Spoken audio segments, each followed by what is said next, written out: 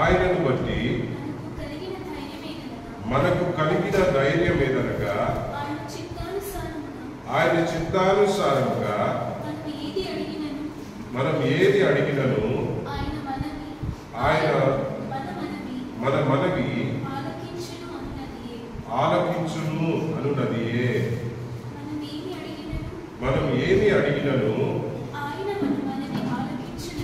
ఆయన మన మనవి ఆలకించునని మనం ఎరిగిన ఎడల మనం ఆయనను మనం వేడుకొనినది మనకు కలిగినవని ఎరుగుదుము. దేవునికి స్తోత్రం. హల్లెలూయా.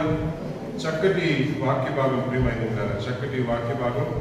మరి దేవుని దగ్గర మనకు ఒక ధైర్యం ఉందంట, మనకు ఒక స్వాతంత్రం ఉందంట. దేవుని బిడ్డలైన వారికి ఒక స్వాతంత్రం ఉంది. అదేంటంటే ధైర్యముగా దేవుని దగ్గరకు వెళ్ళొచ్చు. మనం దేవునికి స్తోత్రం. హల్లెలూయా. మనం ధైర్యముగా దేవుని దగ్గరికి వెళ్ళవచ్చు. హెబ్రీయులకు రాసిన పత్రికలో దేవుని వాక్యం మనం ధ్యానించినప్పుడు వచనాన్ని మనం చూసాం. యేసు ప్రభువు మన బలహీనతలను ఎవరికి అర్థం చేసుకునే దేవుడు కనుక, ఎవరికి అర్థం చేసుకుంటమే కాదు, మన పాపముల నిమిత్తం రక్తం కార్చాడు కనుక, ఎవరికి ఆయనని విశ్వాసం ఉంచు వారందరూ కూడా ఎవరికి తగిన సమయమందు, ఏ సమయానికి ఆ సమయం కావలసిన సహాయం కొరకు ధైర్యముగా దేవుని దగ్గరకు వెళ్ళవచ్చు. ధైర్యముగా దేవుని దగ్గరకు వెళ్ళవచ్చు. దేవునికి స్తోత్రం. హల్లెలూయా. దేవుని దగ్గరికి వెళ్ళడం అంటే ఏంటి? దేవుని దగ్గరికి వెళ్ళినప్పుడు, దేవుని సన్నిధిలో మనం వెళ్ళినప్పుడు, దేవుని సన్నిధిలో కావచ్చు, లేకపోతే మన ఇంట్లో కావచ్చు, మోకరించి యేసయ్యా అని మనం ప్రార్థన చేయడం ప్రారంభించినప్పుడు ఎల్లా కూడా ప్రియమైన మనం తండ్రి యొక్క సింహాసనం ఎదుట మనం నిలబడుతున్నాం అనేటువంటి సత్యాన్ని కూడా ఆ మాసంలో మనం చూసాం. మరి ప్రియమైన ఇక్కడ దేవుని వాక్యం మనం చదువుతున్నప్పుడు మరి ఆ మొదటి వచనం ఒకసారి మళ్ళా చదువుకుందాం. ఆ మొదటి వచనం మళ్ళా ఒకసారి చదువుకుందాం. 14వ వచనం. ఆయనను బట్టి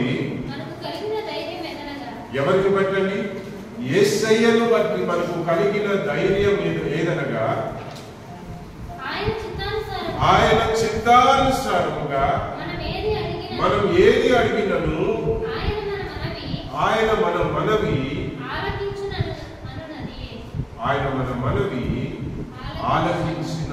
ఆలకించునని అనున్నదియే.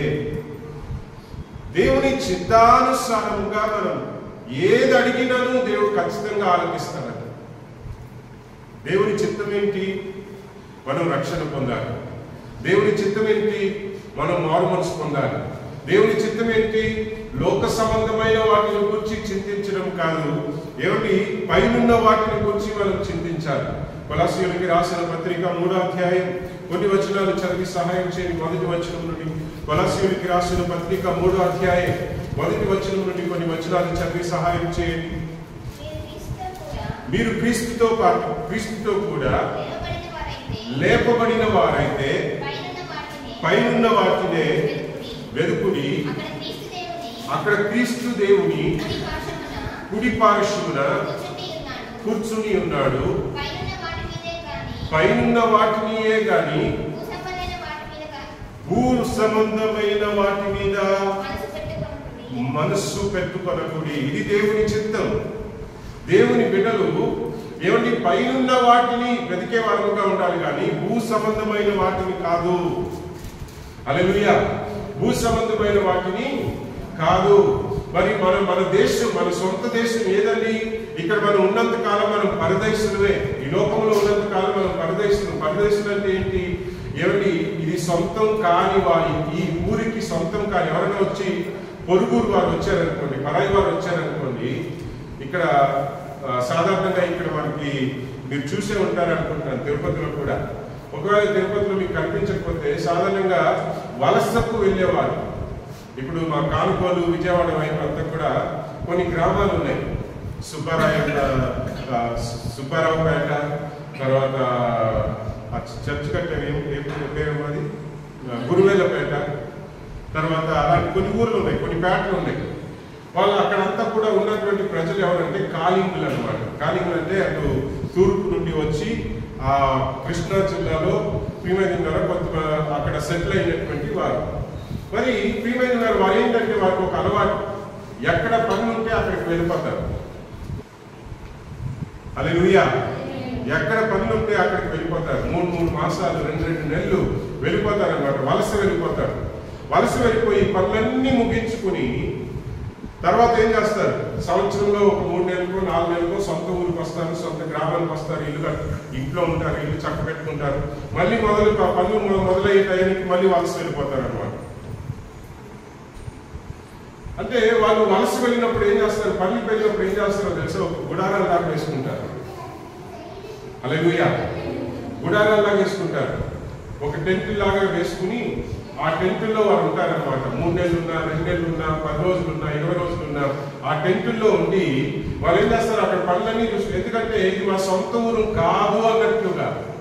అబ్రహాం బ్రతికేవాడు. ఎలా బ్రతికారంటే అబ్రహాము ఇప్పుడు ఈ వలస పని వాళ్ళంటే ఆ కొద్ది కాలం మాత్రమే ఏం చేస్తారు, ఆ టెంట్లు వేసుకుంటారు. ఎందుకంటే ఇది మన సొంత ఊరు కాదు, మన సొంత ఊరు మన గ్రామం ఉంది, అక్కడ ఇల్లు కట్టుకోవచ్చు అని చెప్పి వాళ్ళ సొంత ఊర్లో అయితే మంచిగా ఇల్లు కట్టుకుంటారు.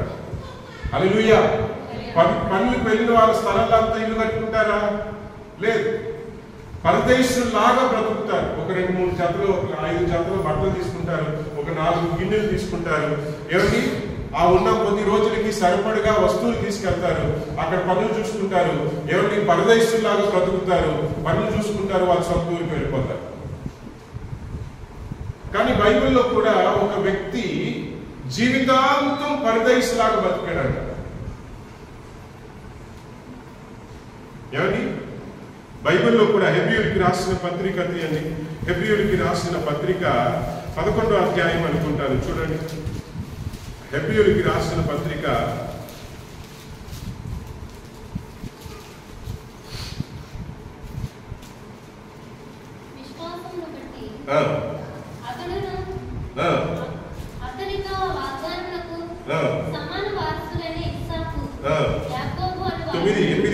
11వ అధ్యాయం 8-9 వచనాలు చదవండి.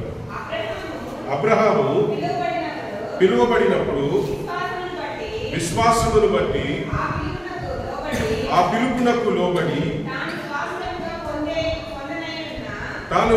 తాను స్వాస్యముగా పొందనయున్న ప్రదేశమునకు బయలు వెళ్ళెను. మరియు ఎక్కడికి వెళ్ళవలెనో అని ఎరుగక బయలు వెళ్ళెను. విశ్వాసమును బట్టి అతడును అతనితో ఆ వాగ్దానమునకు సమాన వారసుడైన ఇస్సాకు యాకోబు వారితో గుడారములలో నివసించుచు అన్యుల దేశములో ఉన్నట్లుగా, ఏంటమ్మా, అన్యుల దేశములో ఉన్నట్లుగా వాగ్దాన దేశములో ఏంటమ్మా పరవాసులైరి. పరవాసులైరి అనే మాటకు అర్థం ఏంటి? పరవాసి అనే పదానికి అర్థం ఏంటి? పరవాసి అంటే ఈ ఊరు మన సొంతం కాదు అన్నట్లుగా బ్రతకడం. పరవాసులైరి. జీవితకాలం ప్రియమైన ఆయన బ్రతికినన్ని రోజులు కూడా 130 సంవత్సరాలు బతికాడో, మరి సుమారుగా ఏమిటి 125, 130 సంవత్సరాలు బతికారు అనుకుంటాను అబ్రహాం. ఆ బ్రతికినన్ని రోజులు కూడా యేసుని వెంబడించడం ప్రారంభించిన రోజు నుండి ఏమిటి ఆయన ప్రభులో నిద్రించి దేవుని సన్నిధికి వెళ్లే వరకు కూడా పరవాసిగానే బ్రతికాడు.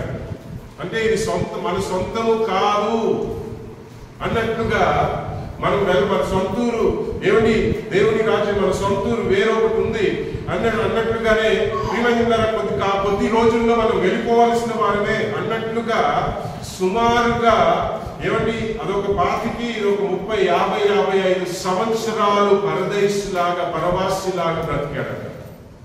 అంటే 50 సంవత్సరాలు ఎందుకు చెప్తున్నాము? ఏమండి తన సొంతూరుని విడిచి దేవుని తెలుసుకుని దేవుని వెంబడించడం ప్రారంభించినప్పుడు అబ్రహాముకి 75 సంవత్సరాల వయసు. హల్లెలూయా. దేవుని తెలుసుకుని దేవుని అంగీకరించి దేవుని పిలుపుకు లోబడి దేవుని వెంబడించడం ప్రారంభించినప్పుడు అబ్రహాముకి సుమారుగా 75 సంవత్సరాల వయసు. 130 సంవత్సరాలు బతికాడు అనుకోండి, అంటే అదొక 25, ఇదొక 30, 55 సంవత్సరాలు ఈ లోకంలో బ్రతికిన రోజులు. ఎలా బ్రతికాడంటే ఆ 55 సంవత్సరాలు క్రీస్తుని వెంబడించడం ప్రారంభించిన, దేవుని వెంబడించడానికి ముందైతే ఇదే మన సొంతూరు అన్నట్లుగా బ్రతుకుంటారు. కానీ దేవుని తెలుసుకున్న తర్వాత పరవాసిలాగా బ్రతికాడట. అంటే తన మనసు ఈ లోకం మీదనో, ఈ లోకం మీద ఈ లోకములో ఏమండి తాను ఉన్నటువంటి ప్రదేశంలో అక్కడ ప్రజలందరూ కూడా సొంత మంచి పక్కా ఇల్లు కట్టుకుని మంచి నివాసాల్లో ఉంటుంటే అబ్రహాం మాత్రం గుడారాల్లో బ్రతుకుతూ వెళ్ళాడట. అంటే అబ్రహాంకి ఏం లేదనా? ఏమండి, అబ్రహాం ఎంత ఐశ్వర్యవంతుడు అంటే ఆ ఊర్లో ఉన్న రాజు కూడా అబ్రహాంని చూసి భయపడ్డాడు.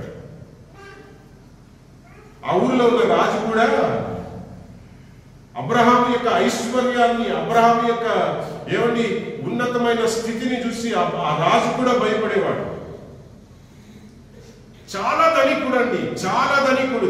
దేవుడు ఎంత ఆశీర్వదించాడంటే వారిని, ఏమండి చాలా ఐశ్వర్యము కలిగినటువంటి వ్యక్తి అబ్రహాము. అంతగా దేవుడు ఆశీర్వదించాడు దేవుని వెంబడించడం ప్రారంభించాడు. అయినా అంత ఐశ్వర్యం ఉండి కూడా సొంత ఇల్లు కట్టుకోవాలనే ఆలోచన అబ్రహాంకి రాలేదండి. పక్క బిల్డింగ్ కట్టుకుని మంచి ఒక వ్యవస్థను నిర్మించుకోవాలని చెప్పి ప్రియమైన ద్వారా ఒక మంచి ప్రియమైన ద్వారా ఆస్తుపాస్తులుగా కట్టుకుని ప్రియమైన ద్వారా డాబాలు కట్టుకుని ఇక్కడే మన సొంత ఊరి మన సొంతం అన్నట్లుగా ఎంత ఉన్నా కూడా ఆ మనసు అనేది అబ్రహాముకి కలగలేదు. పరవాసిగానే పరదైసిగానే గుడారాల్లో బ్రతుకుతూ వచ్చాడంట. తాను గుడారాల్లో బ్రతకడమే కాదు, తన పిల్లలు తనతో సమవారసులైన, ఇప్పుడు తల్లిదండ్రులు సాధారణంగా మనం కష్టపడిన పిల్లలు కష్టపడకూడదు అనుకుంటాం మనం. కానీ అబ్రహాము తాను గుడారంలో ఉండడమే కాదు, తన పిల్లల్ని కూడా గుడారాల్లోనే పెంచాడు. పిల్లల్ని కూడా గుడారాల్లోనే పెంచాడు. ఎందుకంటే ఆయన మనస్సు ఈ లోకం మీద ఉన్న వాటి మీద కాదండి. దేవునికి స్తోత్రం. పైన వాటి మీద మనస్సు కలిగిన వాడు. ఇది దేవుని చిత్తం. మీరు క్రీస్తుతో పాటు లేపబడిన వారైతే మీరు పైనున్న వాటిని వెతకండి, ఈ భూలోకంలో ఉన్న వాటిని కాదు అని చెప్పి కొలస్సీ పత్రికలో మనం చదివాము. ఇప్పుడు దేవుని చిత్తానుసారముగా మనం ఏమడిగినా, హల్లెలూయా హల్లెలూయా, మనకు ధైర్యం ఏంటో తెలుసా? దేవుని చిత్తానుసారంగా మనం ఏమడిగినా మనం పొందుకుంటాం. దైవ చిత్తానుసారమైన ప్రార్థన ఉంటుంది, దేవుని చిత్తానికి విరోధమైన ప్రార్థనలు కూడా ఉంటాయి. హల్లెలూయా, వింటున్నారండి? దేవుని చిత్తానుసారమైన ప్రార్థనలు ఉంటాయి, దేవుని చిత్తానికి విరోధముగా చేసేటువంటి ప్రార్థనలు కూడా ఉంటాయి. దైవ చిత్తానుసారమైన ప్రార్థనలకు దేవుడు జవాబిస్తాడనేటువంటి ఒక ధైర్యము ఉంటుందన్నమాట. యాకోబు పత్రికలో 4వ అధ్యాయం 3వ వచనం నుండి కొన్ని వచనాలు చదివి సహాయం చేయండి. యాకోబు పత్రిక 4వ అధ్యాయం 3వ వచనం నుండి కొన్ని వచనాలు చదివి సహాయం చేయండి. మీరు అడిగినను మీ భోగముల నిమిత్తము వినియోగించుటకై దురుద్దేశములతో అడుగుదురు గనుక మీకేమీ దొరుకుటలేదు.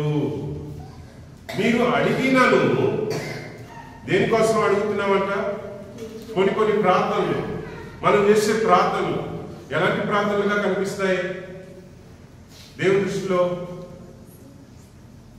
పైన వాటి కోసం అడుగుతున్నామా, లేకపోతే రక్షణ జీవితం, ఆత్మీయ జీవితం? ప్రియమైన దేవుని వాక్యం ఏం చెప్తుందో తెలుసా? నీతిమంతులు ప్రార్థన చేస్తే ఆ నీతిమంతుల ప్రార్థనకు చాలా శక్తి ఉంటుందండి. కానీ ఏమండి నిన్న రాత్రి ఆ ఇంటి కూడికలో ఆదము గారి ఇంట్లో కూడా మన ప్రార్థనలో కలుసుకున్నప్పుడు ఎఫెసీయులకు రాసిన పత్రిక 2వ అధ్యాయంలో కొన్ని వచనాలు చూశాం. దేవుని ప్రజలు దేవుడు తన ఆత్మ ద్వారా ఏం చేస్తున్నాడంట? దేవుడు నివాసం చేసేటువంటి ఏమండి దేవాలయముగా తన బిడ్డలను కడుతున్నాడంట. ఆ వచనాన్ని చదువుతారు ఒకసారి. ఎఫెసీయులకు రాసిన పత్రిక 2వ అధ్యాయం 8వ వచనం నుండి 19వ వచనం అనుకుంటాను కదండి. నేను ఏ వచనం ధ్యానం చేశాం? కాబట్టి మీరు మీరిక మీదట పరజనులను పరదేశులనై ఉండక పరిశుద్ధులతో ఏకపట్టణస్థులను దేవుని ఇంటివారు. మనం ఎవరమంట? పరజనులు. దేవుని దృష్టిలో మనం పరజనులు కాము. ఏ క్షణంలోనైతే యేసుని మనం అంగీకరించామో, ఏ క్షణంలోనైతే యేసుని మనం నమ్ముకున్నామో, ఏ క్షణంలోనైతే మన పాపముల విషయమై గమనించాలి, నమ్ముకోవడం వేరు, రక్షణ పొందడం వేరు. హల్లెలూయా. నమ్మిన వారందరూ రక్షణ పొందుతున్నారా? యోహాను సువార్తలో 9వ అధ్యాయం ఇప్పుడు తీవాల్సిన అవసరం లేదు. యోహాను సువార్త 9వ అధ్యాయం మీరు చదివారనుకోండి, ఆ 9వ అధ్యాయంలో నమ్మిన వారు చాలా మంది ఉన్నారంట, కానీ లోకానికి భయపడి యేసు ప్రభు వారిని వెంబడించలేరంట. ఏం చెప్పండి? నమ్మిన వారు చాలా మంది ఉన్నారంట, కానీ లోకానికి భయపడి ప్రభుని వెంబడించలేరంట. నమ్మిన వారందరూ రక్షణ పొందుతున్నారా? మనం ఏ క్షణంలోనైతే రక్షించబడ్డామో, ఏ క్షణంలోనైతే మారు మనస్సు నిమిత్తము పాపములు క్షమించబడినట్లుగా బాప్తిజము, మారు మనస్సు పొంది ఏమిటి పాపములు క్షమించబడినట్లుగా మనం బాప్తిజమును పొందుకుంటామో, దేవుని ఆత్మ చేత నింపబడతామో, ఆ క్షణమే దేవుని బిడ్డలుగా మార్చబడుతున్నాము. కనుక మనం ఎవరమండి? రక్షణ పొందిన మనము ఎవరము? యేసయ్య రక్తంలో కడగబడిన మనము ఎవరము? దేవుని ఇంటి వారము. ఈ విషయాన్ని మనం మర్చిపోకూడదు. మన పరిజనం కాము, మనం దేవుని ఇంటి వారం, దేవుని ఇంటికి చెందిన వారు. దేవుని ఇంటికి చెందిన వారు ప్రతిరోజు కట్టబడాలట. హల్లెలూయా. ఎలా కట్టబడాలంటండి? ఆ కింద వచ్చిన చదవండి, ముందుకు వెళ్ళిపోను. క్రీస్తు యేసే ముఖ్యమైన మూలరాయి యుండగా అపోస్తులను ప్రవక్తలను వేసిన పునాదిపై మీరు కట్టబడి ఉన్నారు. ప్రతి కట్టడమును ఆయనలో చక్కగా అమర్చబడి ప్రభునందు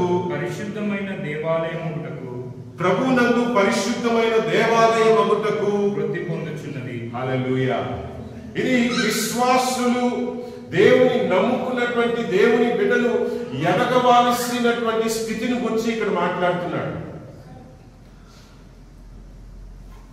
మనం ఏ స్థితిలో నుండి ఏ స్థితికి వెళ్ళాలో అక్కడ రాస్తున్నాడండి.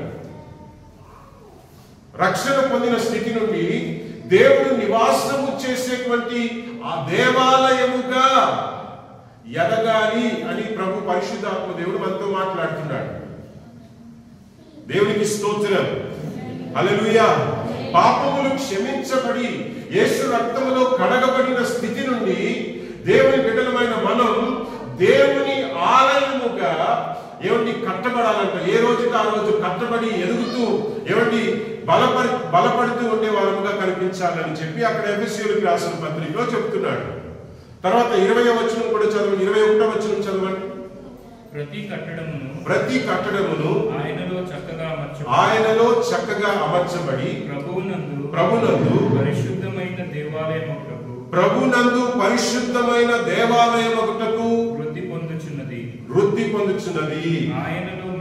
ఆయనలో మీరు కూడా అందరూ కూడా చెప్పండి వచ్చినారు. కొంచెం సునీల్ లేచి నిలబడి ఒక నిమిషం సునీల్ లేచి నిలబడి చదువుతారు.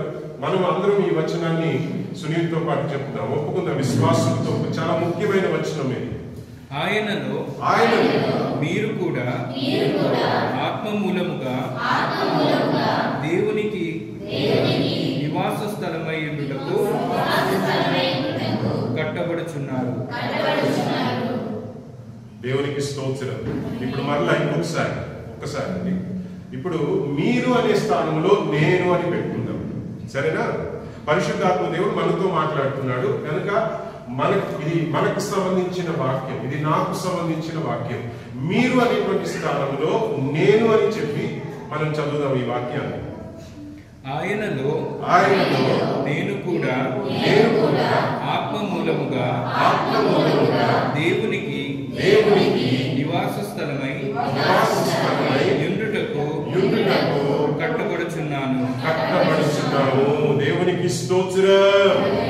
హల్లెలూయా, హల్లెలూయా. దేవునికి నివాస స్థలముగా మనం కట్టబడాలట. అప్పుడు ప్రియమైనవారా, ఏం అడగాలి దేవుని దగ్గర? దైవ చిత్తానుసారముగా మనం ఏదడిగినను మనం పొందుకుంటాము. కానీ మనం అడిగేది లోక సంబంధమైనవి. మనం అడిగేది దేవునికి అనుకూలమైన వాటిని మనం అడుగుతున్నామా? ఎల్లప్పుడూ కూడా భూలోక సంబంధమైన వాటిని గురించి చింతిస్తూ, ఎల్లప్పుడూ కూడా భూలోక సంబంధమైన వాటి పరిస్థితి. ఇప్పుడు సాతానికి కావాల్సింది కూడా అదేనండి. ఏంటో తెలుసండి, దేవుని బిడ్డలు పైన వాటిని వెతకడం మానేసి ఈ లోకంలో ఉన్న వాటిని వెతికే వారుగా ఉండాలి. ఇప్పుడు ఆ దేవుని నమ్ముకున్నా కూడా లోకంలో ఉన్న వాటిని పొందుకునడానికి కోసం దేవుని దగ్గరికి వెళ్ళాలి. లోకంలో ఉన్న వాటిని పొందుకునడానికి కోసం నీవు దేవుని నమ్ముకుంటే సాతాను భయపడ్డావు. ఎందుకంటే వాడికి కావాల్సింది కూడా అదే. ఎందుకంటే లోకం మనలో ఉన్నట్లయితే ప్రియమైనవారా, మనం నామకార్థమైన క్రైస్తవులుగానే ఉండిపోతాం, కానీ లోకం కోసం బ్రతుకుతాం, కానీ క్రీస్తు కోసం బ్రతకం. దేవునికి స్తోత్రం. లోకానుసారమైన వాటిని పొందుకునడానికి కోసమే భక్తి చేస్తాం, కానీ దేవుని బిడ్డలుగా ఉండడానికి, దేవుని ఆలయముగా మారడానికి మనం ప్రియమైనవారా ఆలోచన మనలో కలగదు కనుక ప్రియమైనవారా సాతానికి ఏ భయం లేదు.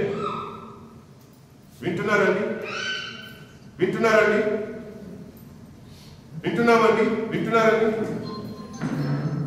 హల్లెలూయా. అప్పుడు యాకోబు పత్రికలో ఏమంటున్నాడు? మీరు ఏమడుగుతున్నారంట? మనం ఏమడుగుతున్నామంట? మీరు కానీ, నేను కానీ, మనం కానీ ఏమడుగుతున్నామంట? దేవుని దగ్గరికి వచ్చినా, దేవుని దగ్గర భక్తి చేసినా, ఆరాధన చేసినా, మనం మోకరించినా, మనం ఒక 10 నిమిషాలు ప్రార్థన చేస్తున్నాం అనుకోండి, 2 నిమిషాలు స్తుతులు చెప్తాం, లేదా 3 నిమిషాలు స్తుతులు చెప్తాం. తర్వాత చేసే ప్రార్థనలో, తర్వాత దేవుని దగ్గర వేడుకునేటువంటి వేడుకల్లో దైవ చిత్తానుసారమైన మాటలు ఎన్ని ఉంటున్నాయి, లోక సంబంధమైన ప్రార్థనలు ఎన్ని ఉంటున్నాయి. దైవ చిత్తానుసారమైన ప్రార్థన ఎంత చేస్తున్నాము, లోక సంబంధమైన ప్రార్థనలు ఎంత చేస్తున్నాము. దేవునికి స్తోత్రం. హల్లెలూయా, హల్లెలూయా.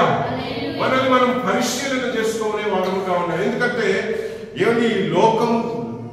లోకాన్ని మన కోసమే దేవుడు సృష్టించాడు. లోకం కోసం బ్రతకడానికి కోసం కాదు, దేవుని కోసం బ్రతుకుతూ మన అవసరాల కోసం ఈ లోకాన్ని దేవుడు తయారు చేశాడు.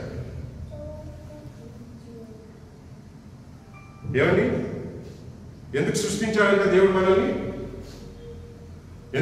అందుకనే పోయిన వారం మాస్టర్ గారు ఒక చక్కటి మాట చెప్పారు. ఏం చెప్పారండి? అది గ్రూప్ లో కూడా పెట్టాము ఆ మెసేజ్.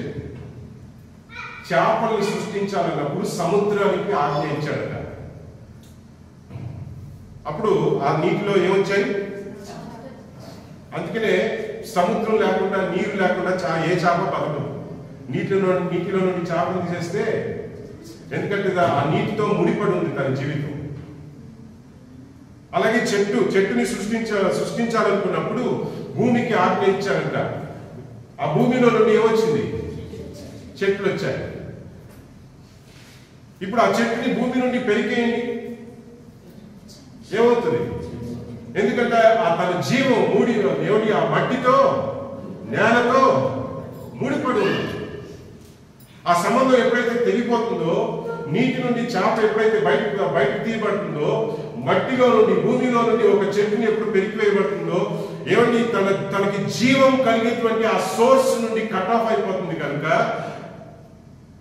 ఏమిటి జీవం కలిగేటువంటి ఆ మట్టిలో నుండి పెరికివేయబడుతుంది కనుక తన జీవం పోతుంది అనమాట. కానీ మనల్ని సృష్టించాలన్నప్పుడు దేనికి ఆజ్ఞ ఇవ్వలేదండి. తానే తన స్వారూప్యాన్ని ఇచ్చి తన ఆత్మను మనలోని ఊది మనల్ని సృష్టించాడు. ఇప్పుడు దేవునితో మనం కట్ ఆఫ్ అయ్యామనుకోండి, దేవుని దైవ సంబంధమైన వాటిని కాకుండా భూ సంబంధమైన వాటితో మనం సంబంధం పెట్టుకుని దేవునికి దూరం అయ్యామనుకోండి, మనలో జీవం ఉంటుందా? జీవం ఉంటుందండి? ప్రియమైన దేవులారా, మనం ఏం చేస్తున్నాం? దేవుని నమ్ముకున్నా కూడా లోక సంబంధమైన వాటి కోసం మనం నమ్ముకుంటూ ప్రార్థన చేస్తున్నామేమో. యాకోబు పత్రికలో చాలా చక్కగా ఉంటుందండి వచనాలన్నీ కూడా. మరి ఆ 4వ అధ్యాయం ఇందాక తీశారు కదండి, 3వ వచనం. ఆ 3వ వచనం నుండి మరలా చదువుతాం. 3, 4, 5 వచనాలు చదువుకుందాం. కిందకి చదువుకుందాం. చదవండి. యాకోబు పత్రిక 4వ అధ్యాయం. మీరు అడిగినను మీ భోగముల నిమిత్తము. ఎందుకు అడుగుతున్నామంట? దేవుని దగ్గర ఎందుకు అడుగుతున్నామంట? లోక సంబంధమైన వాటి కోసం ప్రార్థన చేసినప్పుడు దేవుని దగ్గర ఎందుకు అడుగుతున్నామంట? దేవునికి దగ్గరయ్యేలాగా ఉపయోగపడినట్లు, ప్రభువా నాకు ఇవి అనుగ్రహించమని అడుగుతున్నామా? లేదా మన భోగాల నిమిత్తం, మన అవసరాల నిమిత్తం, మన మనసు అంతా లోకం మీద, లోకంలో ఉన్న వాటి మీద మన మనసు కలిగి ఉన్నాం కనుక మన మనసుకి తోచినట్లుగా ఇవి ఉంటే నేను సంతోషంగా ఉన్నాను. ఒక ఇల్లు ఉంటే, నేను అనుకున్నాను కదండి, ఇల్లు ఉన్న వారికి ఒక బాధ అయితే ఇల్లు లేని వారికి ఒక బాధ. ఇల్లు లేని వాళ్ళు అనుకుంటారు ఇల్లున్న వాళ్ళు ఎంతో ధన్యులు అని. హల్లెలూయా. కానీ ఇల్లున్న వారిని అడగండి, వాళ్ళకున్న సమస్యలు వాళ్ళకు ఉంటున్నాయి. ఉన్న వాళ్ళకి సమస్యలు ఉన్నాయి, లేని వాళ్ళకి సమస్యలు ఉన్నాయి. సమస్యలు లేని వాళ్ళకు ఈ ప్రపంచంలో ఎవరు లేరు. ఈ సమస్యల మీదనే మనం మనసు కలిగామనుకోండి, ఈ అవసరాల మీదనే మనం మనసు కలిగామనుకోండి, దేవునికి అనుకూలముగా కట్టబడేది ఎప్పుడు? దేవునికి అనుకూలముగా మన జీవితము కట్టబడేది ఎప్పుడు? ఇప్పుడు సాతానికి కావాల్సింది ఏంటంటే, అందుకనే ప్రభు దగ్గరకు వచ్చినప్పుడు, ప్రభుని శోధించినప్పుడు ఏమని శోధించాడండి? ఏమని శోధించాడు? వింటామా? నీవు నా కాళ్ళ మీద పడితే ఈ లోకం అంతా నీకు ఇస్తాను. లోకాన్ని చూపించాడు, లోక ఆశని చూపించాడు. ఈ లోకంలో ఉన్న వాటి అన్నిటికీ నీవే అధిపతి అయిపోతావు. నన్ను మొక్కితే ఈ లోకంలో ఉన్న వాటి అన్నిటికీ నీవే అధిపతి అయిపోతావు. ఇప్పుడు మనకు కూడా అదే శోధన, ఆ శోధనను బట్టి మనం ఏం చేస్తున్నాం? మనం ప్రార్థనలు చేస్తున్నాం.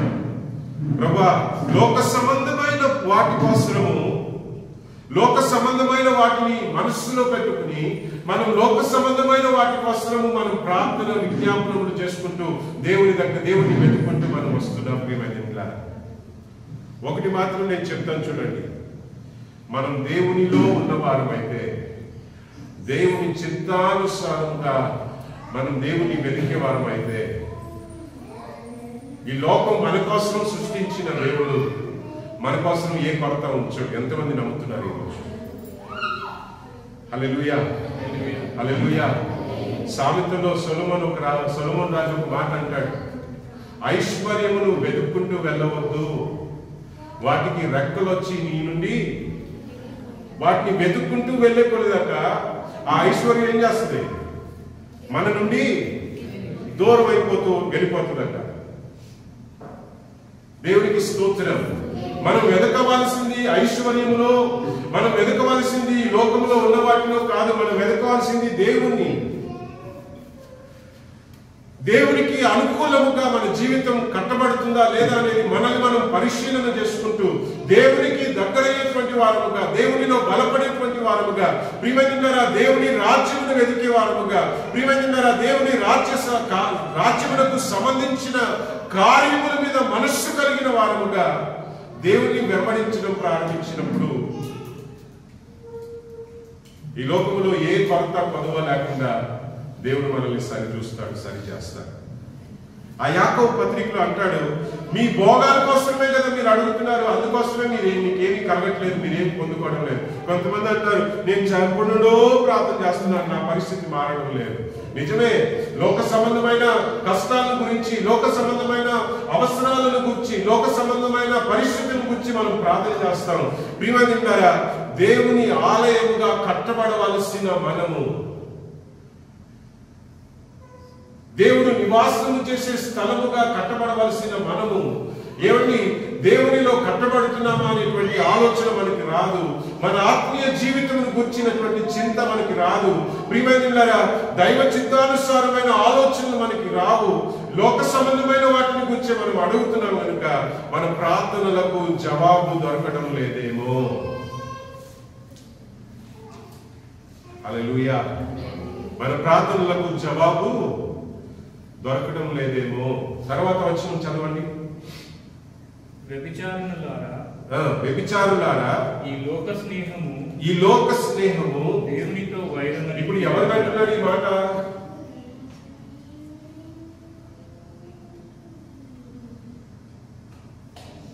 మన దృష్టిలో వ్యభిచారం అంటే పరాయి స్త్రీతోనో పరాయి పురుషునితోనో సంబంధం పెట్టుకున్న వారు వ్యభిచారులు అంటారు. కానీ దేవుని వాక్యం ఎవరిని అంటుందో తెలుసా? దేవుణ్ణి విడిచిపెట్టి దేవునితో చేయవలసిన స్నేహం బదులుగా, దేవునితో పెట్టుకోవాల్సిన సంబంధము బదులుగా లోకంలో ఉన్న వాటితో మనసు పెట్టుకుని లోకంలో ఉన్న వాటి కోసం వెతుక్కుంటూ లోకంలో ఉన్న వాటిపై మనస్సు కలిగి వాటి కోసం బ్రతకడం మనం ఎప్పుడైతే ప్రారంభిస్తామో మనం వ్యభిచారులం అయిపోతున్నాం. ఎందుకంటే మనం ఉండవలసింది దేవునితో, కానీ దేనికోసం బ్రతుకుతున్నాం? కట్టుకున్న భార్యని వదిలేసి ఉండవలసిన భార్యతో నీవు ఉండకుండా పరాయి స్త్రీని నీవు చూచినప్పుడు, లేదా నీవు కట్టుకున్న భర్తతో నీవు ఉండకుండా పరాయి పురుషుని మీద నీవు కళ్ళు వెళ్ళినప్పుడు వ్యభిచారము అంటావు. నీవు దేవుని కోసం సృష్టించబడ్డావు. మనం దేవుని కోసం సృష్టించబడిన వారం. దేవునికి స్తోత్రం. హల్లెలూయా, హల్లెలూయా. అక్కడ ఏమంటున్నాడో చూడండి. ప్రియమైన దేవునిలారా, వ్యభిచారులారా అంటున్నాడు. పై వచనం ఏమంటున్నాడు? మనం ప్రార్థన చేస్తున్నాం, ప్రార్థన చేసినా మనకు ప్రతిఫలం దక్కడం లేదు. కారణం ఏంటి? మనం అడిగేటువంటి ప్రార్థనలో లోపం ఉంది అంటున్నాడు. ఆ లోపం ఏంటంటే లోక స్నేహం కోసమే మనం అడుగుతున్నాం, కానీ దేవ స్నేహం కోసం, దేవునిలో బలపడడానికి కోసం మనం ఏమీ కూడా అడగడం లేదు. మన మనసు లోకం మీదనే ఉంది, కానీ దేవుని మీద లేదు. రక్షించబడిన వారి యొక్క గుర్తు ఏంటంటే పైనున్న వాటిని వెతుకుతారండి.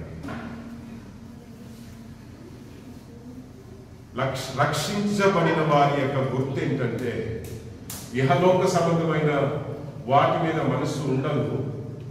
అనేక సమయంలో మనం కూడా తప్పిపోతూ ఉంటాం. అనేక సమయంలో మనము కూడా, నాతో సహా నేను చెప్తున్నాను, మనం తప్పిపోతూ ఉంటాం. లోకం మీద మనసు పెడతాం. లోకం మీద ఎప్పుడైతే మనసు పెడతామో సమస్యల్లో చిక్కుంటాం. సమస్యల్లో చిక్కుకున్నప్పుడు మనం ఏం చేయాలి? మారు మనసు పొందాలి. మారు మనసు పొందేమనుకోండి, సమస్యల నుండి విడిపిస్తాడు దేవుడు. హల్లెలూయా. మారు మనసు పొందడం అంటే ఏంటి? లోకము నుండి మనసుని మళ్లించి, ఇప్పుడు వరకు లోకంలో ఉన్న వాటి వైపు నేను తిరిగాను, ప్రభా నన్ను క్షమించు నాయన, తెలియక నేను చేసిన పాపాలు, ప్రభా తెలిసి చేసిన పాపాలు, ప్రభా నీ వాక్యాన్ని తృణీకరించి, మీ వాక్యాన్ని తృణీకరించి అనేక సమయంలో వాక్యాన్ని ఎప్పుడైతే మనం పక్కన పెడతామో అప్పుడే మన జీవితంలో సమస్యలు వస్తాయి. వాక్యమై ఉన్న దేవుని మనం ఎప్పుడైతే నిర్లక్ష్యం చేస్తామో అప్పుడే మన జీవితంలో సమస్యలు వస్తాయి. ఎందుకో తెలుసా అండి, దేవుని వాక్యం ఏం చేస్తుంది? మనల్ని యేసయ్య దగ్గరకు నడిపిస్తుంది. దేవుని వాక్యం ఏం చేస్తుంది? మనల్ని దేవుని మీద ఆధారపడేలాగా చేస్తుంది. వాక్యమై ఉన్న దేవుడు ఏం చేస్తాడు? మనల్ని పాపము నుండి విడిపిస్తాడు. దేవునికి స్తోత్రం, హల్లెలూయా. వాక్యమై ఉన్న దేవుడు ఏం చేస్తాడు? దేవునితో స్నేహం చేసేలాగా మనల్ని నడిపిస్తాడు. ఆ వాక్యానికి మనం చోటిచ్చినప్పుడు దేవునిలో బలపడతాం. మనం వాక్యాన్ని నిర్లక్ష్యం చేసినప్పుడు లోకములో ఉన్న వాటిని మనం కోరుకుంటున్నాం. లోకముతో స్నేహం చేయడం మనం ప్రారంభిస్తున్నాం. బైబిల్లో ఒక వ్యక్తి ఉన్నాడు, జెరోబోము అనేటువంటి ఒక రాజు. ఈ రాజుల గురించి ముందు కూడా ఎన్నోసార్లు వినుంటాం మనం. సొలొమోను కాలం తర్వాత తన కొడుకు రెహోబోము రాజుగా ఉన్నటువంటి కాలంలో సొలొమోను చేసిన పాపమును బట్టి ఆ రాజ్యం రెండుగా చీలిపోతుంది. ఏమండి?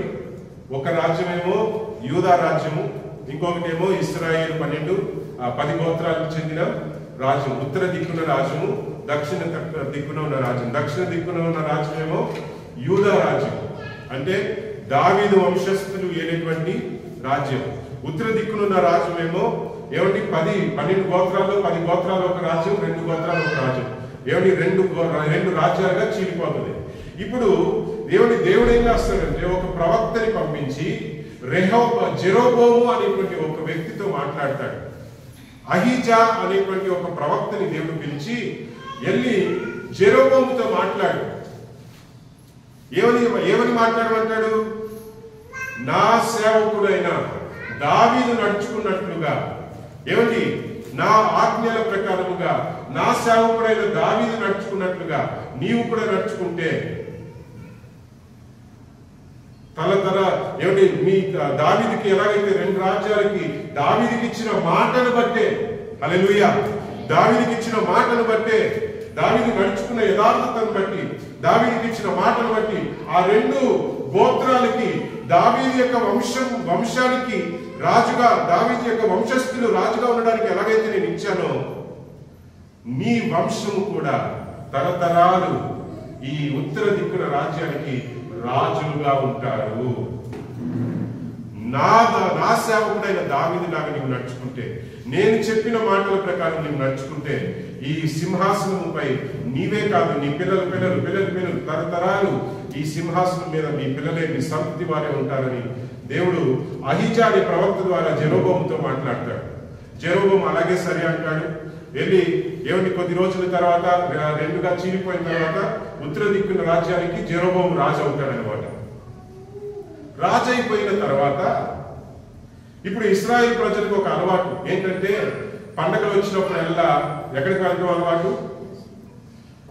యెరూషలేములో ఉన్న దేవాలయానికి వెళ్ళడం అలవాటు. ఈ యెరూషలేము ఎక్కడుంది? ఈ దక్షిణ రాజ్యంలో ఉంది. ఇప్పుడు ప్రియమైన ఉదాహరణకి, హల్లెలూయా, ఇప్పుడు మన ఆంధ్రప్రదేశ్ 2గా చీలిపోయింది. ఇప్పుడు మన మందిరం, యెరూషలేము మందిరం హైదరాబాద్లో ఉందనుకోండి, లేదా విజయవాడలో ఉందనుకోండి. విజయవాడలో ఉంది అనుకుందాం. ఇప్పుడు హైదరాబాద్ వాళ్ళందరూ కూడా యూదులైన వాళ్ళందరూ వారి అలవాటు చొప్పున ఏం చేసేవాళ్ళు? తెలంగాణ నుండి పండుగలు వచ్చినప్పుడల్లా విజయవాడకి లేదా తిరుపతికి ఎక్కడ ఆలయం ఉంటే అక్కడ ఆరాధన చేయడానికి రావాలి. దేవుని యొక్క ఆజ్ఞ అది. కానీ ఈ తెలంగాణ రాజుకి భయం పుట్టుకుంది. ఏ భయం? ఈ విజయవాడకు ఆరాధన చేయడానికి వెళ్ళినప్పుడల్లా ఈ విజయవాడలో ఉన్న మనుషులతో కలిసిపోయి విజయవాడలో ఉన్న రాజుని సొంతంగా అంగీకరించేస్తారేమో, నన్ను తోసేస్తారేమో అని భయపడ్డాడు. భయపడి మీరు విజయవాడకు వెళ్ళొద్దు, నేను మీకోసం ఆలయం ఇక్కడే కట్టేస్తాను అని చెప్పి బేతేరులో 2-3 స్థలాల్లో విగ్రహాలు తయారు చేసి, బొమ్మలను తయారు చేసి విగ్రహారాధన, ఇవే మీ దేవుడు అని చెప్పి వారు విగ్రహారాధన చేయనట్లుగా తన సింహాసనాన్ని కాపాడుకునడానికి కోసం విగ్రహారాధన చేసేలాగా పాపం చేస్తాడు జెరొబోము. తాను పాపం చేయడమే కాదు, తన స్వార్థం కోసం ప్రజల్ని దేవుని నుండి దూరం చేస్తాడు. ఇప్పుడు ఏమైందండి? తను చేసిన ఇప్పుడు ఎందుకంటే పాపం అనేది ఊరికనే ఉండదు కదా. ఏ పాపమైనా సరే మనల్ని ఎప్పటికైనా తిరిగి వచ్చి పట్టుకుంటుంది. చేసినప్పుడు బాగానే ఉంటుంది, కానీ ఎప్పుడైనా గుర్తు చేసుకోండి, పాపంతో చెలగాటం అంటే ఇంటికి శాపం తీసుకొస్తున్నాము అని అర్థం. ఏం చెప్పండి? మన ఇంటికి పాపంలో మనం ఎప్పుడైతే పడతామో ఆ పాపం ద్వారా మన ఇంటికి ఏమొస్తుంది? నష్టం, శాపం, దుఃఖం, వేదన అన్నీ వస్తాయి మన ఇంటికి. దేవునికి విరోధముగా మనం ఎప్పుడైతే ప్రవర్తించడం, దేవునికి విరోధముగా మాట్లాడడం, దేవునికి విరోధమైన కార్యములు చేయడం మనం ఎప్పుడైతే చేతులు కలుపుతామో ప్రియమైనవారా, మన ఇంటికి శాపం తెచ్చుకునేటువంటి పని మనం చేస్తున్నాం. వెంటనే కొన్ని రోజుల తర్వాత జెరొబోము కుమారుడు హల్లెలూయా అబిజా అని ఒక కొడుకు అనమాట. ఆ కొడుకుకి జబ్బు చేసి చావు బ్రతుకుల్లో పడిపోతాడు. అప్పుడు గుర్తొస్తారండి దేవుడు. ఎవరికి? ఈ రాజైన జెరొబోము తన కొడుకుకి జబ్బు చేసి చావు బ్రతుకుల్లో ఉండేసరికి దేవుడు గుర్తుకొస్తాడు. అప్పుడు తన భార్యని పిలిచి నేను సాధారణమైన మనిషిగా ఉన్నప్పుడు దేవుడు ఒక ప్రవక్తని పంపించి నేను రాజు అవుతానని చెప్పారు. ఆ ప్రవక్త ఇంకా ఉన్నాడు, చాలా వయసు అయిపోయి ఉన్నాడు. నువ్వు మారు వేషం వేసుకుని నువ్వు ఆయన దగ్గరికి వెళ్ళు, ఎందుకంటే నువ్వు నా భార్యగా వెళితే ఆయన అంగీకరించాడు. ఎందుకంటే నేను దేవునికి విరోధంగా పాపం చేశాను కనుక నా భార్యగా వెళ్తే ఆయన కనీసం నీ కోసం ప్రార్థన కూడా చేయడు. కనుక పరాయి స్త్రీలాగా, సాధారణమైన స్త్రీలాగా వేషం వేసుకుని, రాణిలాగా వెళ్లకుండా పరాయి స్త్రీలాగా వేషం వేసుకుని ఆ ప్రవక్త దగ్గరికి వెళ్ళి నీ కొడుకు కోసం ప్రార్థన చేయించుకో అని చెప్పి పంపిస్తాడు. ఈ స్త్రీ ఏం చేస్తుంది? పరాయి వేషం వేసుకుని, పరాయి స్త్రీలాగా వేషం వేసుకుని ఈ ప్రవక్త ఇంటి దగ్గరికి వెళ్ళి ప్రార్థన చేయించుకుందామని వెళ్తుంది అనమాట.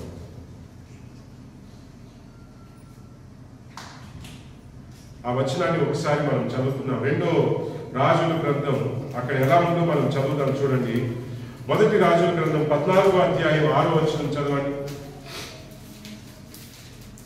1 రాజుల గ్రంథం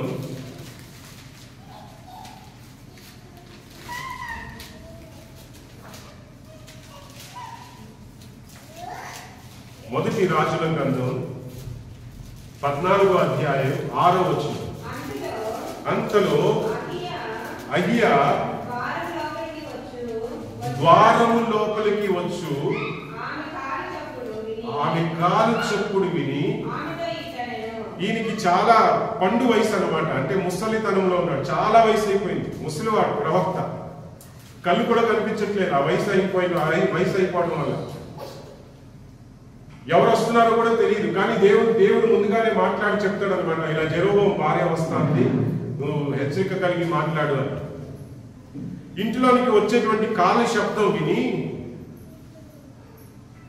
జెరొబోము భార్య వచ్చేసిందని తెలిసిపోతుంది ఈ ప్రవక్తకి. కంటిలో చూడకపోయినా తన దేవుని ఆత్మ కలిగిన వ్యక్తి కదా.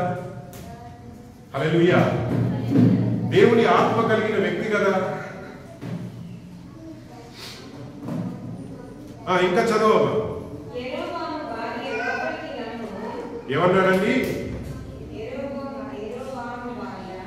యెరొబాము భార్య లోపలికి రమ్ము. ఏంటండి? నీవు వేషము వేసుకొని వచ్చుటయేలా. దేవుని సన్నిధికి వచ్చినప్పుడు ఎలా వస్తున్నాము, బయట ఉన్నప్పుడు మన ప్రవర్తన ఎలా ఉంది, దేవుని సన్నిధి. ఒక్కొక్కసారి మనం దేవుని దగ్గరికి వెళ్ళినప్పుడు ఎంతో భయం భక్తితో మనం వెళ్తాం. అమ్మో దేవుని దగ్గరికి వెళ్తున్నాము, కానీ బయట ఉన్నప్పుడు మన ప్రవర్తనలు ఎలా ఉన్నాయి, మన ఇంట్లో ఉన్నప్పుడు మన ప్రవర్తనలు ఎలా ఉన్నాయి?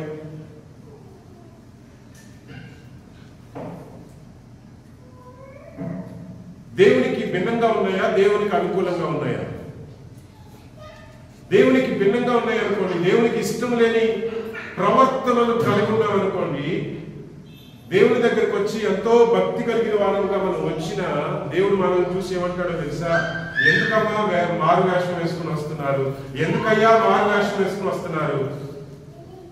నీ స్థితి ఇది కదా. ఎందుకంటే దేవుని దగ్గర మనం దాచేది ఏమీ లేదు, దాచగలిగింది ఏమీ లేదు. ఇప్పుడు యెరోబోము మారు వేషం వేసుకుని పంపించకుండా తన భార్య భర్తలు ఇద్దరు మారు మనస్సు కలిగి, హల్లెలూయా. ఇప్పుడు యెరోబోముకి తెలుసు కదా, నేను దేవునికి విరోధంగా పాపం చేశాను, నేను ఇలాగున నేను దేవుని దగ్గరికి వెళితే దేవుడు నా ప్రార్థనలు ఆలకించడు అని చెప్పి తెలిసే కదా తన భార్యని పంపిస్తున్నాడు. తన భార్యను కూడా పంపించినప్పుడు ఎలా పంపిస్తున్నాడు? మారు వేషం కలిగి పంపిస్తున్నాడు. తన తప్పులు తనకు తెలుసు, ఎక్కడ తప్పు చేస్తున్నాడో తెలుసు. తెలిసిన మారు మనసు వచ్చిందా? దేవుని చిత్తం ఏంటి? దేవుని దగ్గరకు వస్తున్న మనందరి పట్ల దేవుని చిత్తం ఏంటి? మనమందరం మారు మనసు పొందాలనే కదా, పాపము నుండి విడుదల పొందాలనే కదా, దేవునికి అనుకూలమైన జీవితం కలిగి ఉండాలనే కదా. మన పట్ల దేవుని యొక్క ఉద్దేశం ఏంటి? ఆయనతో సంబంధము కలిగిన వారముగా ఉండాలనే కదా.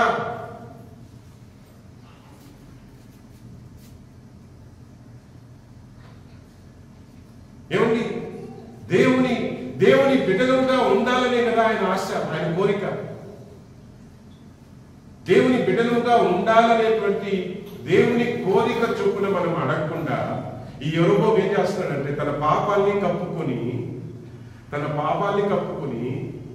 తన దోషాన్ని కప్పుకొని తన పాపముల విషయంలో పశ్చాత్తాపము లేకుండా దేవునికి అనుకూలమైన పశ్చాత్తాపం, మారు మనసు, తన పాపమును ఒప్పుకొని మారు మనసు పొందాలనే ఆలోచన యెరోబోముకి లేకుండా ఏం చేస్తున్నాడు?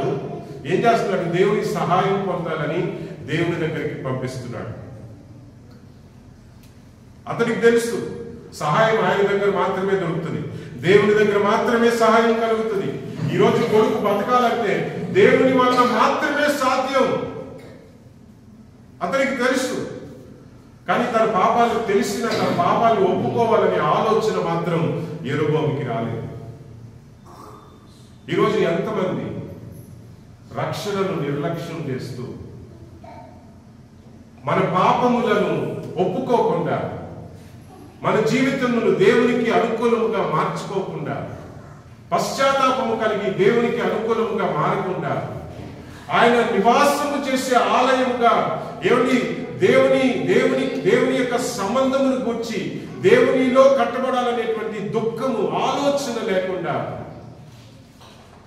లోక సంబంధమైన వాటిని పొందుకునడానికి కోసం దేవుని దగ్గరికి వెళ్తున్నాం. ఈ స్త్రీ ఆ ప్రవక్త దగ్గరికి వచ్చిందే గాని, దేవుని కృప పొందాలని వచ్చిందే గాని, లోక సంబంధమైన కృప ఆరోగ్యం కోసం వచ్చిందే గాని మారు మనసు పొందాలని ఆలోచన ఆమె కలగలేదు. కనీసం ఆమె ఏడ్చున్నా, కనీసం ఆమె పాపాలు ఒప్పుకున్నా ఒకవేళ తనకన్నా రక్షణ కలిగేదేమో. లేదండి. అక్కడ ఏం జరిగిందో తెలుసా? ఎందుకమ్మా మారు వేషం వేసుకుని వస్తున్నావు? నీకన్నా తెలియదా?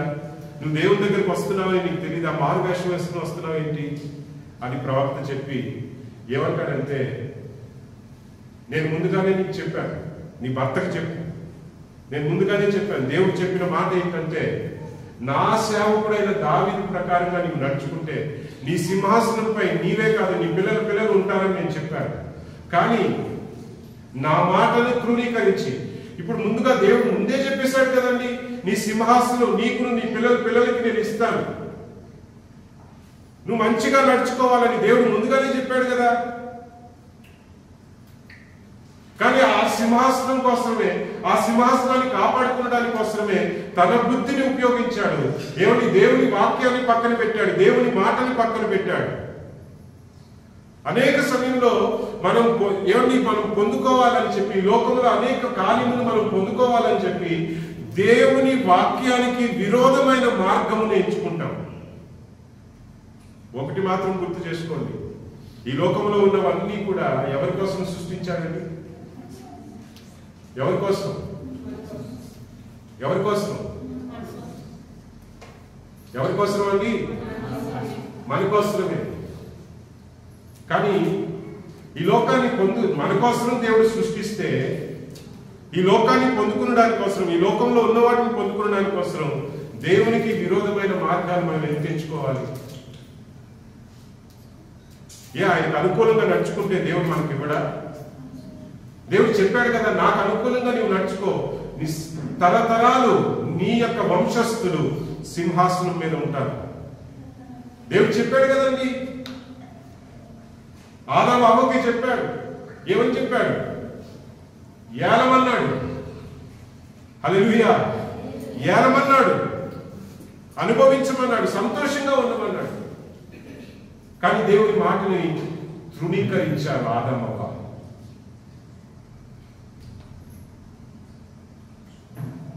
దేవునికి స్తోత్రం. తృణీకరించారని, దేవుని మాటలను తృణీకరించారు, ధిక్కరించారు.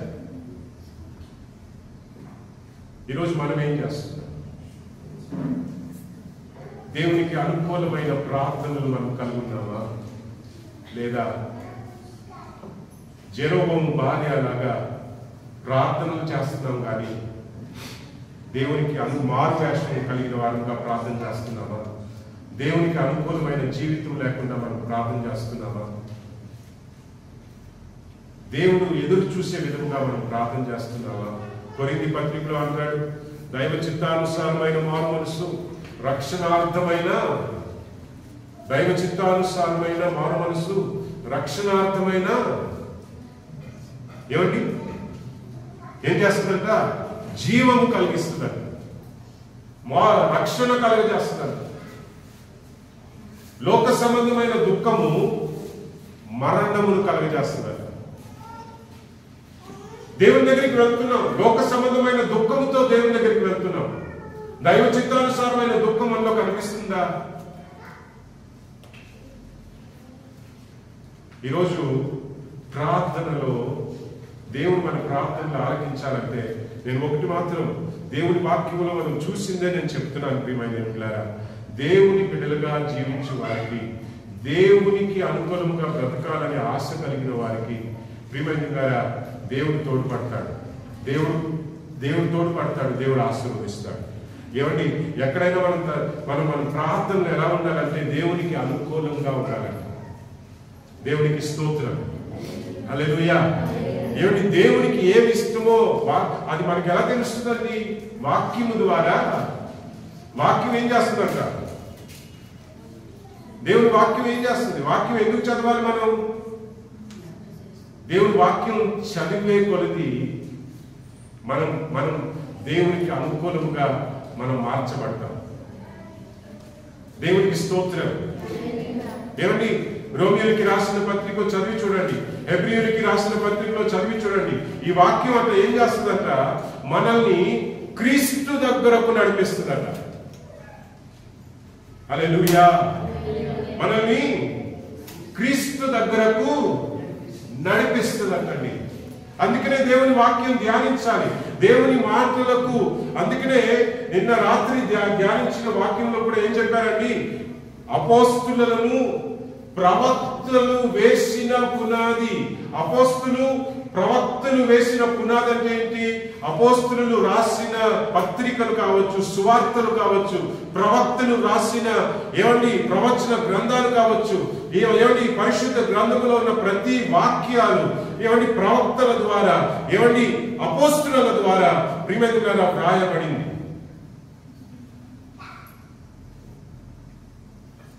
విశ్వాసమును గురించి, క్రీస్తును గురించి ప్రియమైన ప్రతిదీ కూడా వారు ప్రియమైన దైవావేశము కలిగి పరిశుద్ధాత్మ చేత ప్రియమైన ప్రేరితులై ప్రియమైన దైవావేశము చేత దేవుడు నడిపించిన విధముగా, చెప్పిన విధముగా ఈ పరిశుద్ధ గ్రంథాన్ని మనకు రాసి పెట్టారు. సంవత్సరాలు గడిచినా పుస్తకాలు ఎన్నో మారిపోయాయి, కానీ బైబిల్ మాత్రం మారలా. ఎందుకంటే ఇది దైవ ఆత్మ చేత తన ప్రవక్తల ద్వారా, అపోస్తుల ద్వారా వ్రాయించిన పరిశుద్ధ గ్రంథం. ఈ వాక్యాన్ని ఆధారం చేసుకుని దేవునికి అనుకూలముగా మనం మారుతూ ఉండే కొలది మన ప్రతి ప్రార్థనలకు దేవుడు జవాబునిస్తాడు. మారు మనసు పొంది మనం ప్రార్థన చేసినప్పుడు మన పాపాలు క్షమించబడతాయి. మారు మనసు పొంది మనం ప్రార్థన చేసినప్పుడు మన పాపములు క్షమించబడతాయి.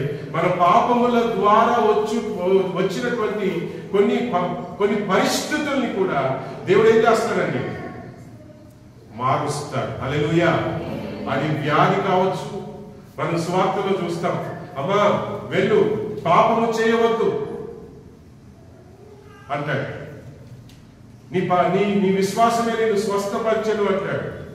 ఏమిటి?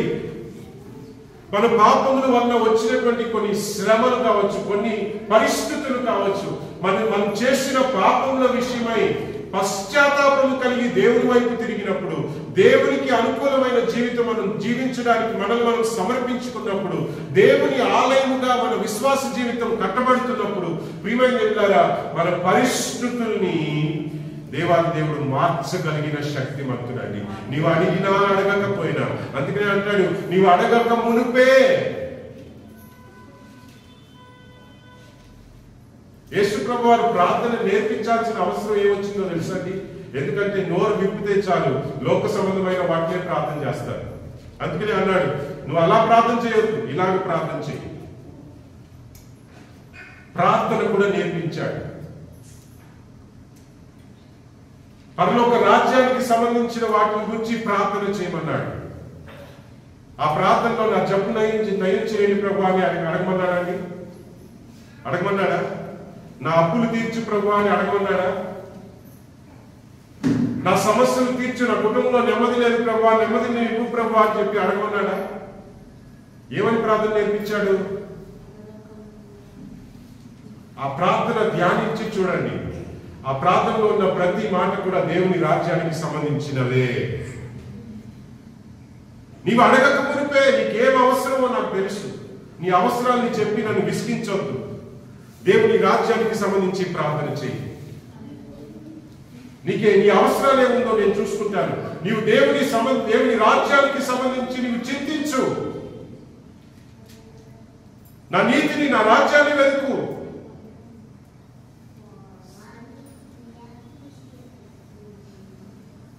మన ప్రార్థనలు దేవునికి అనుకూలంగా ఉన్నాయా లేదా?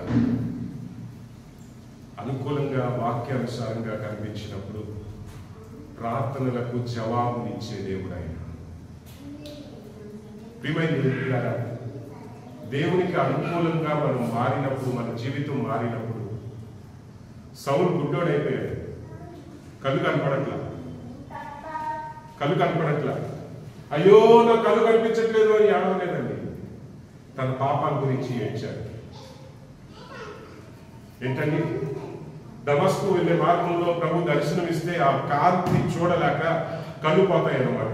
కళ్ళు పోతే తనతో ఉన్నటువంటి పని వాళ్ళు కొంతమంది తీసుకెళ్లి ఆయన్ని దమస్కులో ఒక గదిలో పడేస్తారు.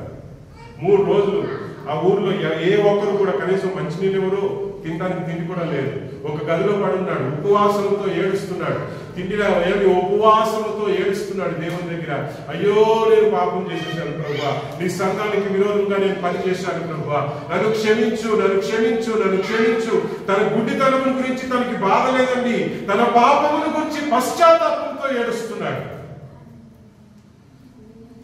నేను మరలా చెప్తున్నాను చూడండి, తన గుడ్డితనం గురించి తనకి బాధ లేదు, తన పాపముల గురించి పశ్చాత్తాపంతో ఏడుస్తున్నాడు. అక్కడ నాకు కళ్ళు కనపడడం లేదని ఏడవడం లేదు, తన పాపముల గురించి ఏడుస్తున్నాడు. అక్కడ అపోస్తలుల కార్యములు 9వ అధ్యాయం 10వ అధ్యాయం చదివి చూడండి. ప్రియమైన అక్కడ స్పష్టముగా సౌలు ప్రార్థన చేసినప్పుడు ఏ విధంగా ప్రార్థన చేస్తున్నాడు? తన పాపముల విషయమై అన్నపానములు మానేసి ఉపవాసముతో 3 రోజులు దీవారాత్రులు దేవుని సన్నిధిలో ఏడ్చాడట. అప్పుడు ఎలా ఉన్నాడండి? గుడ్డివాడే.